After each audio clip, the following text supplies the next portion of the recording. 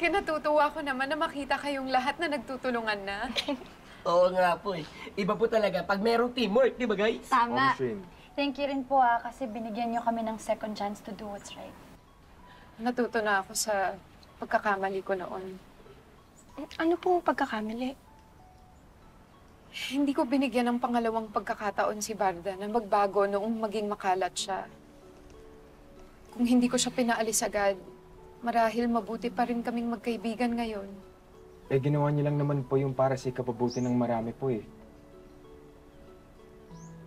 Tsaka, may chance pa naman siya magbago. Di pa uling lahat. Like us. Tsaka ngayon po na alam na ng mga tao kung paano nyo kami pinoprotektahan, for sure magkikare na rin sila sa environment. Oo. At sana din magbago din ang isip nila. Dahil kahit may superpowers tayo, di rin natin kakayanin linisin ang buong mundo, talunin si Barda at yung mga Bardagun pa. Kaya kailangan ng kooperasyon ng bawat isa para maipanalo natin tong laban na to. Teka. Paano natin gagawin? Paano natin sila kukumbinsihin? May idea ako.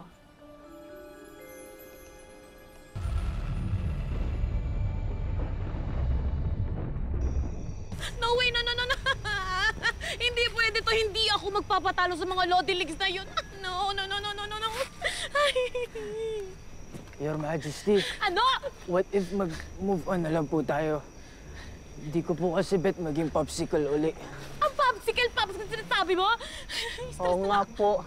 Marami namang planet sa universe. Ano na lang tayo magkalat? Thank you so much for your not so unsolicited suggestion, okay? Hindi niyo ba nare-realize na kailangan kong sirain ng planet Earth para makaganti kay Inang Kalikasan? Para iparealize sa kanya kung gaano kasakit yung ginawa niya na ipagpalit ako sa planetang niya yan?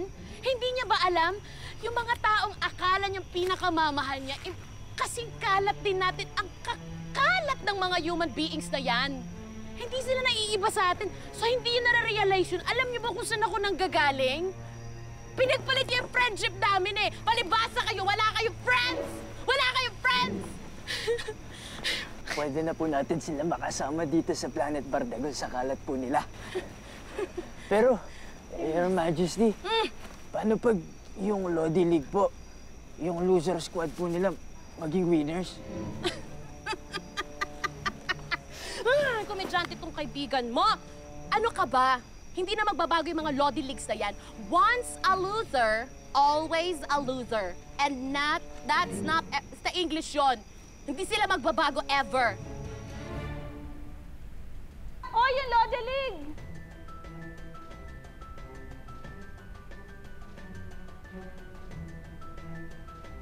Guys, kailangan namin at ni Inang Kalikasan ang mga tulong nyo. Ano naman may tutulong namin sa inyo? Kailangan nating magtulungan upang malinis ang kalikasan at lumakas ulit si Inang Kalikasan. Kailangan lang ng konting tapang at tiwala sa sarili. Kahit maliliit na contributions lang, pag pinagsama-sama natin lahat ng efforts natin, malaking tulong yon. Kagaya na lamang na itapon natin ating mga basura sa tamang lagayan.